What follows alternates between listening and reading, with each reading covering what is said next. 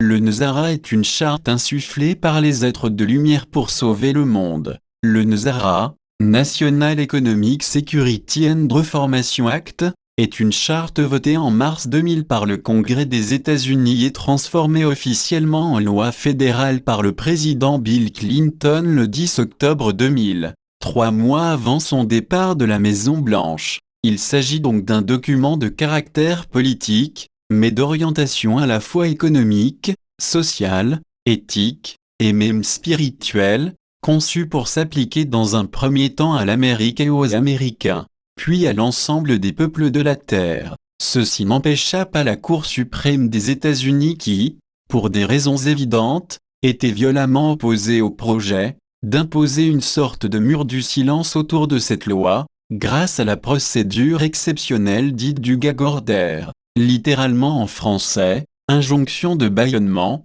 que les avocats et les juristes anglo-saxons connaissent bien. En vertu de cette procédure, le Nzara fut requalifié en document top secret, avec interdiction enjointe aux auteurs du projet, ainsi qu'aux députés et aux sénateurs, de révéler quoi que ce soit de son contenu, sous peine de se voir inculpé de haute trahison, ce qui, aux États-Unis, est bien souvent passible de la peine capitale. Tôt dans l'année 1993, la Cour suprême américaine a dû s'occuper d'une accusation des fermiers de l'Union contre les banques des États-Unis qui saisissaient frauduleusement les fermes hypothéquées et le gouvernement américain en collusion avec ces banques. Le témoignage et les preuves furent apportés à la Cour par un agent de la CIA retraité, ce qui conduisit à l'évidence que la plainte de l'Union des fermiers était légitime. Il fut aussi mis en évidence que l'amendement sur l'impôt sur le revenu n'avait jamais été ratifié correctement par le nombre exigé d'États et par conséquent les impôts sur le revenu étaient illégaux.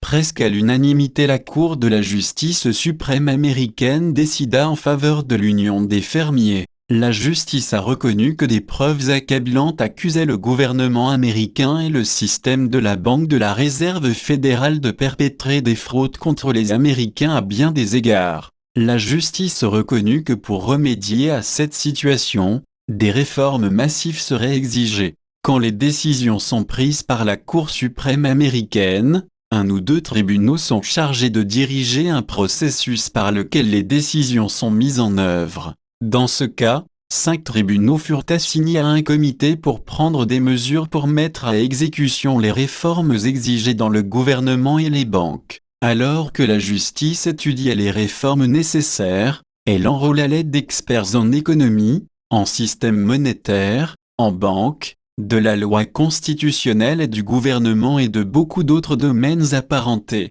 La justice édifia des coalitions de support et d'assistance avec des milliers de personnes de par le monde. Ces milliers de personnes qui travaillèrent pour nous apporter Nzara furent nommés les Chevaliers Blancs. Le terme de Chevalier Blanc fut emprunté au journal du Wall Street et au monde des grandes affaires, terme utilisé lorsqu'une compagnie vulnérable est attaquée par un plein potentiel hostile et est secouru par une corporation de chevaliers blancs ou par une riche personne. Certainement, ces gens luttent pour apporter les avantages de Nzara aux Américains et au monde et pour protéger les gens de notre gouvernement et des fraudes bancaires et donc méritent le nom de chevaliers blancs, à cause des réformes énormes et profondes que les décisions exigeaient. Un ordre extrêmement strict de silence fut imposé à chaque personne impliquée directement et la Cour plaça les registres sous scellés jusqu'à ce que les réformes soient accomplies. À chaque étape du processus,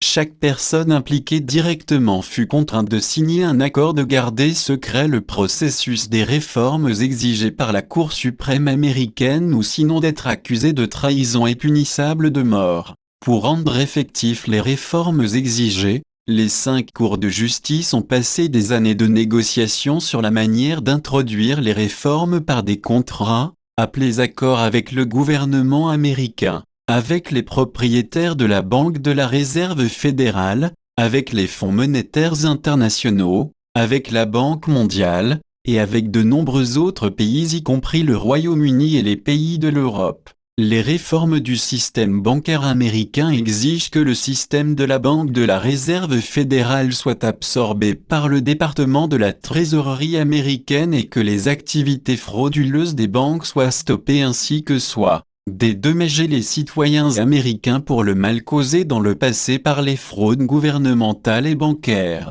Les réformes des banques américaines toucheront le monde entier et par conséquent impliqueront le FMI, la Banque mondiale, et d'autres pays, du fait que le processus d'utiliser des accords pour rendre effectifs les réformes ne fut pas couronné de succès. La justice autorise à que les réformes soient mises sous forme d'une loi nommée The National Economic Security and Reformation Act, NESARA, laquelle fut signée secrètement le 9 mars 2000. Les membres du Congrès ont reçu l'ordre par la Cour de justice suprême américaine de nier l'existence de NESARA. Par conséquent, tous les membres du Congrès prétendent que NESARA n'a pas été signé pour se conformer ainsi à l'ordre du silence de la justice. Et l'acte de réforme de sécurité économique nationale NESARA fournit des avantages majeurs aux Américains et inclut l'effacement de toutes les dettes des cartes de crédit, hypothèques et autres emprunts bancaires comme dédommagement des impostures bancaires et gouvernementales,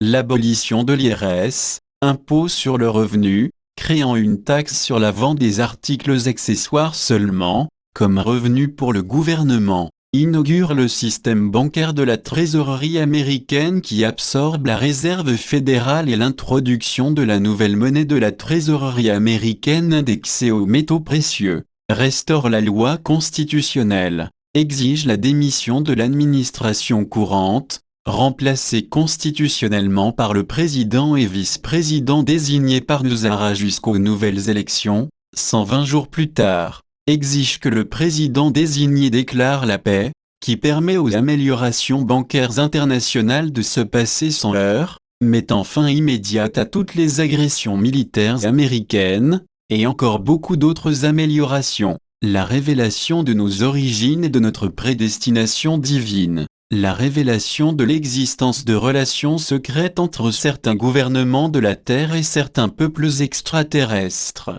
La révélation de l'existence et de la mission de nos frères de la lumière, maîtres ascensionnés, et de nos frères de l'espace, représentants de l'administration centrale galactique auprès de l'humanité terrestre, source au-delà du voile des illusions et de la confusion, édition Ariane.